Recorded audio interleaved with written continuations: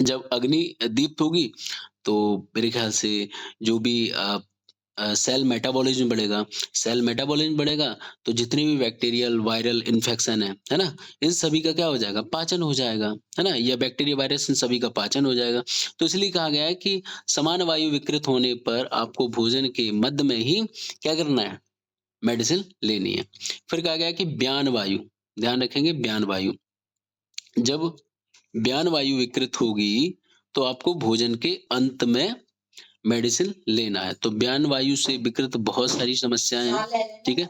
तो ब्यान वायु से विकृत जो भी समस्याएँ हैं, तो उनमें हमें क्या करना है कि भोजन के अंत में ही हमें मेडिसिन ले लेनी है, ठीक है? कोई मुझे बताएगा कि ब्यान वायु से रिलेटेड कौन-सी व्याधियाँ हैं? आनंद, श्रुति, ब्यान वायु से रिलेटेड एक भी मुझे व्याधि बताइए, ताकि हमारे दिमाग में एक फ़ोटो बन जाएगा कि हाँ भाई, इस बीमारी में हमें अ, भोजन के अंत में मेडिसिन लेनी है। आनंद, श्रुति, ब्यान वायु से रिलेटेड कोई व्याधि आ रही है दिमाग में? क्योंकि ऐसे तो आप लोग नहीं याद कर पाओगे जब तक बीमारी नहीं दिमाग में रहेगी तो। ब्यान वायु से रिलेटेड कोई व्याधि, जब ब्यान वायु विकृत हो जाती है तो? बताइए? शुक्र दोष और प्रमेय में बोला है, हाँ, स्तनपान प्रकोपचार। वेरी गुड, है ना? तो आप सभी लोग याद रखेंगे शुक्र दोष में भी ब्यान वायु विकृत होती है, प्रमेय में भी होती है ना? तो ध्यान रखें कि यहाँ पर आपको भोजन के बाद में ही जितना है मेडिसिन लेनी है, ठीक है? भोजन के बाद में ही यहाँ पर मेडिसिन ली जाती है। फिर कहा जाता है कि अरुचि, अरुचि में कहा गया है कि देखो जब ये कंडीशन कब की है? पहले मेरे ख्याल से अन्न द्वेष होता है ना? भक्त द्वेष जिसे कहा जाता है कि पहले अन्न को खाने की मतलब ऐसा लगता है कि मुझे नहीं खाना है ना? तो ये कंडीशन आती है। फिर उसके बाद एक लास्ट कंडीशन आती है कि भई उसको लगातार यही समस्या रही कि उसको अन्न द्वेष है। एक समस्या आएगी अरुचि वाली, है ना? तो अरुचि जब आ जाएगा तो कहता है कि भोजन भोजन में मिश्रण करके औषध का सेवन करें। अच्छा कुछ औषधियाँ आती हैं जो कि भोजन के साथ मिलाकर ही लेना है। जैसे कि आप लोगों ने देखा होगा घी है ना? तो घृत भी क्या है? एक तरीके से औषधि ही है ना? तो उसे हम लोग क्या करते हैं रोटियों में लगा के बड़ी आराम से मिक्स करके खा लेते हैं, है ना? तो ये क्या करता है अरुचि में यूज़ होता है। कब यूज़ होता है? अरुचि में यूज़ होता है। जैसे खिचड़ी बनाई, कुछ भी बनाया लाइक, है ना? उसमें 2 चम्मच घी डाल दिया, तो ये अरुचि में बड़े आराम से तो मिक्स करके खा सकते हैं हम लोग, ठीक है? फिर कहा जाता है हिक्का, आक्षेप तथा कंपन है या कंपवात जो होता है, तो उसमें कहा गया है कि पूर्वम अंत भोजनात् अर्थात कह रहा है कि भोजन से पहले भी ले लो और भोजन के बाद में भी ले लो, ये बहुत अच्छा है, ठीक है? तो हिक्का, आपेक्षक तथा कंपवात तो ये 3 व्याधियाँ हैं, ठीक है? तो इनमें हमें क्या करना है भोजन से पहले भी थोड़ी मेडिसिन ले लेनी है ना? आधा डोज़ और थोड़ी भोजन के बाद में हमें ले लेनी है। क्योंकि देखो इनका एक अलग ही फंडा है ना? हालाँकि ये जितनी भी व्याधि हैं हम लोग आगे और भी देखेंगे कंपवात और आपेक्षक तथा हिक्का में अक्सर मेडिसिन को लेने के तरीके देखते जाएँगे क्योंकि यहाँ पर जहाँ कन्फ्यूजन है वहाँ क्वेश्चन बन जाता है।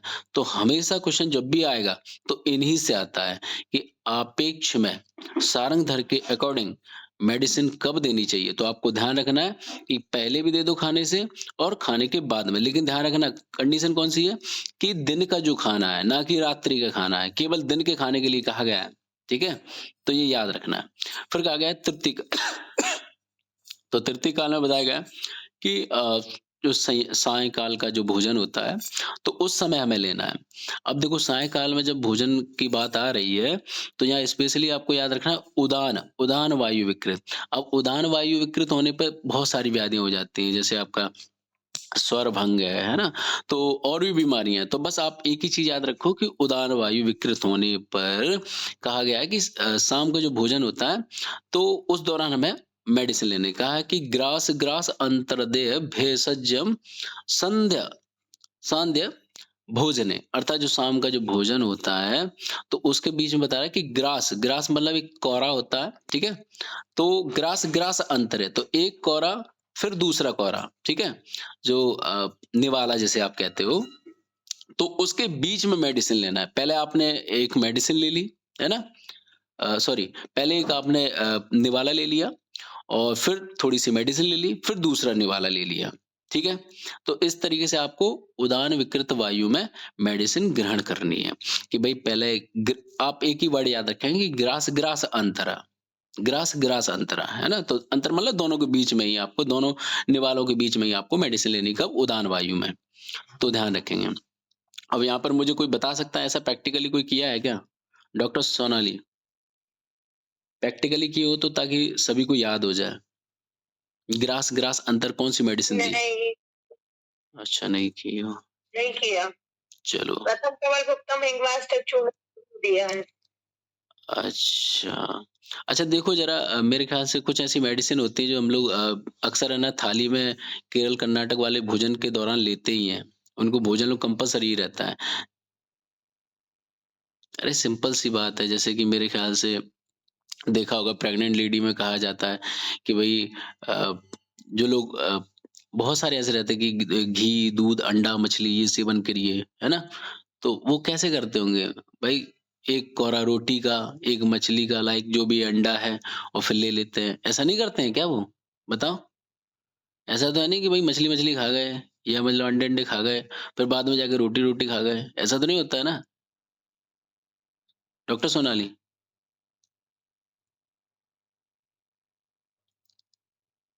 बत ऐसा नहीं हो सकता, मतलब आप जो कह रहे हैं वो सही सही है। मतलब मैं जो कह रहा हूँ वो गलत है? सही है। अच्छा चलो ठीक है। तो देखो मेरे ख्याल से प्रैक्टिकली बहुत सारी लाइफ है ना? मैं एक ही बीमारी बताया हूँ लेकिन आप लोग देखना बहुत सारी ऐसी व्याधियाँ हैं जैसे उदान वायु मेरे ख्याल से बहुत सारी जैसे जो अभी अक्सर खाँसी-वासी का हो जाता है ना? अभी आप लोग देखना इसी ऋतु में है ना? तो क्या करते हो आप लोग जैसे ग्रास-ग्रास अंतर बताया गया है तो आप जैसे एक कोरा लोगे वैसे ही आप क्या पता है मेरे ख्याल से एक त्रिकटु वाला काढ़ा ले लो, चाहे सीतोफलादी वाला काढ़ा ले लो, लाइक जो भी आपको काढ़ा लेना है, तो जैसे ही आपने एक कोरा लिया वैसे पानी की जगह आप ना क्या करोगे यही ले लो त्रिफला वाला काढ़ा वो त्रिकटु वाला काढ़ा ले लो या ताली-शादी वाला काढ़ा ले लो या सीतोफलादी वाला काढ़ा ले लो। एक घूँट पी लो, क्या दिक्कत है भाई? और खाँसी भी चली जाएगी, आपका स्वर भेद चला जाएगा, गला एकदम साफ हो जाएगा। ठीक है? तो ऐसे याद रखना है। फिर बताया गया है कि प्राण वायु विकृत।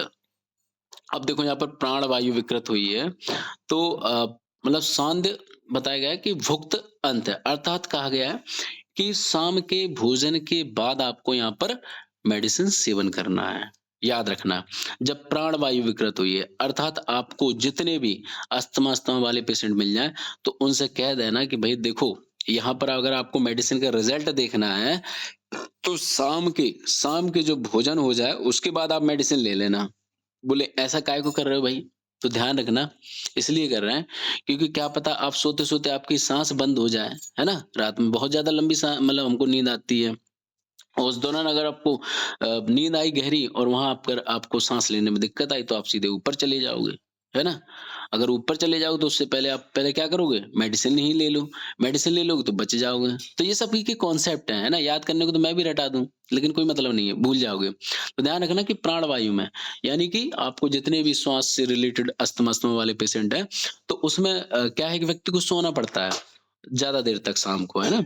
तो शाम को सोने से पहले भोजन करोगे, तो भोजन के बाद ही आप मेडिसिन ले लो जितनी भी हैं, ठीक है?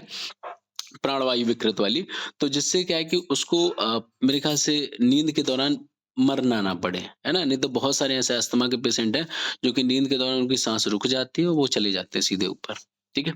चलो, नेक्स्ट देखते हैं यहाँ पर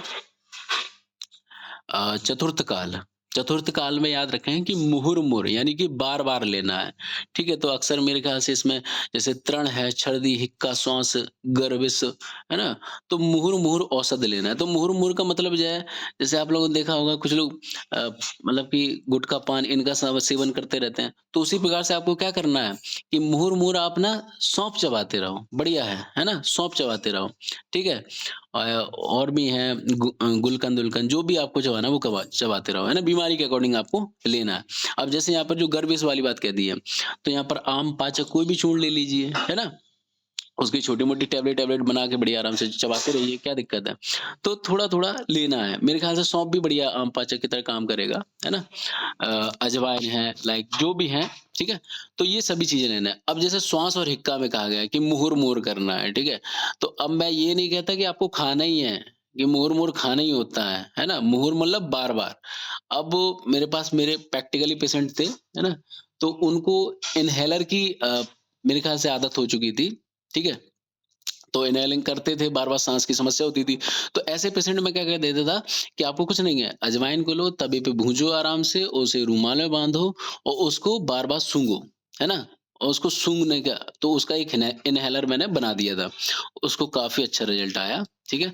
तो आप इस तरीके से कर सकते हो। मैंने 1-2 बीमारी के बारे में बताया, आपके पास बहुत सारी बीमारी हैं, जैसे सर्दी है, प्यास है, आप यहाँ पर सड़ंग पानी का यूज़ कर सकते हो, कोई दिक्कत नहीं है। फ़ीवर होता है, फ़ीवर के दौरान आपको सड़ंग पानी देना है, क्यों देना है? क्योंकि वहाँ पर बार-बार प्यास लगती है। प्यास के दौरान आप साधारण पानी नहीं पिला सकते, तो आपको क्या करना है? मुहुर-मुहुर मेडिसिन देना है ना? धीरे-धीरे, थोड़ा-थोड़ा देते रहो उससे, ठीक है? तो ये हो गया हमारा चतुर्थ काल, तो यानी चतुर्थ काल में मुहुर-मुहुर देना है। तो मुहुर-मुहुर में आप ध्यान रखोगे कौन-कौन सी व्याधियाँ हैं, अगर आपको नहीं क्लिक होता है तो आप बस इतना याद रखो कि जैसे हिक्का, श्वास ये सभी आपके 5-5 प्रकार के हैं, तो बार-बार 5-5 आ रहा है, तो आपको समझ में आना चाहिए कि भाई ये मुहुर-मुहुर वाली व्याधियाँ हैं। तृष्णा, तृष्णा कोई मुझे बताएगा कि कितने प्रकार की होती है? श्रुति, आनंद, तृष्णा कितने प्रकार की बताई गई है? अवश्य भेद है। सोनाली, हाँ, तृष्णा के 5 भेद हैं। ठीक है, तो देखो आचार्य चरक के अकॉर्डिंग। ठीक है, तो तुमको समझ में आ गया ना कि देखो श्वास भी, हिक्का भी, ये 5-5 तो कहीं न कहीं 5-5 बार-बार रिपीट हो रहा है ना, तो जहाँ मतलब 5-5 प्रकार की मतलब चीज़ें आ रही हैं, तो बार-बार यानी मुहुर-मुहुर आप याद रख लोगे, बस क्या है, याद हो जाएगा। फिर देखो पंचम काल में बताया सारंगधर ने कि निशा निशा रात्रि में, रात्रि के लिए कहा गया है, निशा शब्द किसके लिए कहा गया है? रात्रि के लिए। तो रात्रि में आपको किन-किन बीमारियों में आपको किन-किन कंडीशन में आपको मेडिसिन लेना है? तो बताया गया कि अ, उम मतलब ऊर्ध्वजत्रु विकारेषु लेखने वरंगणे तथा पाचन समन औषध अर्थात कहते हैं कि रात में भोजन के पहले ही दे देना ये कंडीशन ध्यान रखना कि निस्वा काल में जो भोजन सारंगधर के अकॉर्डिंग जो मेडिसिन दी जा रही है रात्रि में 5वें काल में तो यहाँ रात्रि में भोजन के पहले लेना है भोजन के बाद नहीं भाई है ना तो भोजन से पहले लेना है अर्थात आपको पता है जब भोजन कर रहे हैं, भोजन से पहले अगर हमें मेडिसिन लेना है, तो कौन-सी मेडिसिन लेंगे? स्वाभाविक सी बात है, पाचन वाली मेडिसिन लेंगे, है ना? ना कि वो मेडिसिन लें जो मेरे ख्याल से चीज़ों को बाहर निकाल दे, है ना? तो ऐसी मेडिसिन लेना है जो कि समन करे। क्या करे? समन करे और पाचन करे, ताकि जो भी खाया हमने प्रॉपर्ली तरीके से पच जाए, ताकि फिर मतलब खाने को पचाने में दिक्कत ना आए। तो पाचन और समन ऐसी मेडिसिन लेना है। दूसरा लेखन और ब्रंगण वाली मेडिसिन लेना है, ठीक है? अब यहाँ दोनों कंडीशन आ रही है कि भैया लेखन भी करवा रहे हो, ब्रंगण भी करवा रहे हो। ये क्या सिस्टम है? करना क्या चाहते हो तुम? है ना? मुझे क्लियर करो। कोई बताएगा कि भाई किसी व्यक्ति का मैं लेखन भी कराना चाह रहा हूँ और ब्रंगण भी कराना चाह रहा हूँ। क्या ऐसा हो सकता है? डॉक्टर सोनाली, बताओ। ये पेशेंट कैसा है? इसका मैं है ना लेखन भी कराना चाह रहा हूँ और ब्रंगण भी। ये लाइन पढ़ लो एक बार। कैसा पेशेंट है ये?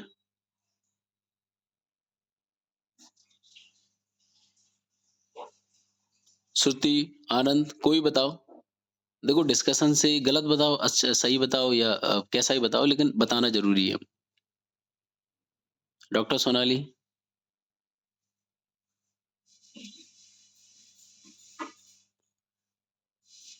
क्या कहा सर आपने? मैंने ये कहा ये देखो जो लाइन दिख रही है ना निशा काल में आपको मेडिसिन सेवन करना है। ऊर्ध्व जत्रु विकारेषु लेखन व्रणगण तथा पाचन समन औषधि। ऐसा पेशेंट कौन-सा है? जिसमें हमें रात्रि के भोजन से पहले मेडिसिन देना है, कंडीशन दे दी उन्होंने कि उस बंदे का आपको लेखन भी कराना है, भ्रंगण भी कराना है, पाचन भी कराना है, समन भी कराना है। अब बताओ। ऊर्ध्वशत्रु विकार में तो सर हिक्का, श्वास का ये सारी बीमारी आ जाएंगी, प्रतिश्या, रोग। चलो और मुझे ऐसा पेशेंट बताओ कि कोई आपने ऐसी अपनी लाइफ में पंचकर्म किया या जो अब पंचकर्म से स्पेशल है ना, तो कुछ भी आपने ऐसा किया है जिसका लेखन भी करना है और ब्रंगण भी करना है? एक साथ दोनों कैसे हो सकते तो हैं ये सर? लाइन फिर गलत है मेरे ख्याल से। उनका मतलब ये नहीं है, लेखन मतलब आपको लेखन के लिए अलग से देना, ब्रह्मण के लिए अलग से देना, एक साथ में दोनों काम नहीं होंगे, वो अलग-अलग ड्यूरेशन में दोनों काम होंगे। अच्छा, अब सुनो, देखो यहाँ पर जो बताया गया है ना? जैसे कि मैं ये नहीं कह रहा कि गलत है, सही है, लेकिन मैं जो समझा हूँ शायद मैं गलत समझा हूँ, एक बार आप लोग क्लियर कर लेना कि जत्रु विकारेषु लेखने, है ना? अर्थात जितने भी, है ना?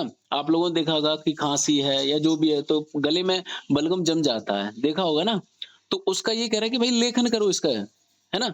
लेखन करो, लेकिन ये पतला व्यक्ति है और इसका साथ में भैया ब्रंगण भी कर देना। कैसे बोले?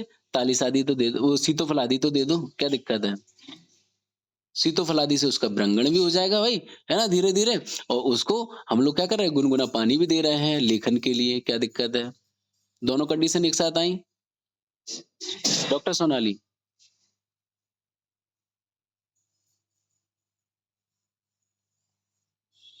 डॉक्टर हाँ सोनाली, सर। ऐसा हो सकता है जो मैं बता रहा जी हूँ? सर। है ना? ऐसा हो सकता है। ठीक है?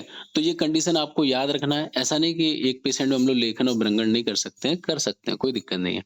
लेकिन चॉइस आपके ऊपर डिपेंड करना है ना? चलो, डिस्कस करते हैं अपन लोग तो अच्छा लगता है ना? कुछ चीज़ें, बहुत सारी चीज़ें क्लियर आती हैं। तो यहाँ पर हमें याद रखना है कि ये स्पेशली भोजन से, रात्रि के भोजन से पहले ही हमें मेडिसिन लेना है, ठीक है? निशा काल में। बीमारी मैंने बता दी है कौन-कौन से, कि ऊर्ध्व जत्रु विकारेषु लेखन है, तो पूरी लाइन आनी है। ऐसा नहीं कि लेखन और ब्रंगण, है ना? पूरी लाइन। ऊर्ध्व जत्रु विकारेषु लेखन, ब्रंगण, ठीक है? फिर पाचन और समन, ठीक? चलो, तो ये हो गया आपके सारंगधर के अकॉर्डिंग 5 काल याद कर लिए हमने। नेक्स्ट हम लोग देखेंगे चरक के अकॉर्डिंग 10 भेषज काल बताए गए हैं। ठीक है? तो आपको पता है चरक संहिता में सबसे अच्छा बताया गया होगा, है ना? क्यों? सबसे पहले वही दी है। तो जैसे कहा गया अभक्त, अभक्त का मतलब यहाँ पर बताया गया है कि औषध प्रभाव अति तीव्र होने से बलवान पुरुष को ही दें। अर्थात सबसे पहली बात तो यही है कि अगर आईसीयू वाला पेशेंट होगा, सपोज दैट, है ना? इतनी बड़ी यहाँ लाइन कह दी गई है तो उसका प्रैक्टिकली क्या फील करोगे आप कि औषध प्रभाव अति तीव्र होने से बलवान पुरुष को ही देना है। अब बलवान पुरुष कहाँ से लेके आए हैं? क्या बाहुबली को लेके आए हैं क्या? ऐसा तो है नहीं है। कुल मिला के ये कहा है कि देखो भाई जो आईसीयू में भर्ती है ना, तो पहली बार तो वो सुबह-सुबह उठ ही नहीं पाएगा, है ना? ब्रह्म मुहूर्त में उठ ही नहीं पाएगा। अभक्त यानी कि बिना खाए तो मतलब मेडिसिन अगर किसी को दे भी दी है, तो उसको चक्कर-वक्कर आ जाएँगे। उस मेडिसिन का डोज़ ही नहीं झेल पाएगा वो, है ना? तो इसीलिए कहा गया है कोई भी अगर साधारण व्यक्ति है ना? चल फिर रहा है, उसको हम दे सकते हैं। तो वो हो गया हमारे लिए बलवान। वो उस पेशेंट को नहीं देना है भाई जो आईसीयू में भर्ती है या वो वेंटिलेटर भाई कहीं न कहीं मतलब बहुत ज़्यादा सीरियस कंडीशन में है, उसको नहीं देना है अभक्त, ध्यान रखेंगे, ठीक है? चलो, तो अभक्त में स्पेशल लाइन आपको याद रखना है कि अति तीव्र क्विकली काम करती है ये दवाइयाँ, ठीक है? मॉर्निंग वाली जो ब्रह्म मुहूर्त में दी जाती हैं और बलवान पुरुष यानी जो चलते-फिरते लोग हैं उनको दे सकते हो। फिर बताया गया प्राग भक्त, प्रा मतलब पहले, है ना? तो प्राग वक्त में बताया गया कि अपान अपान वायु विकार जो हम लोग सारंग धर्म में पढ़ चुके हैं, बिल्कुल वैसा ही है लगभग।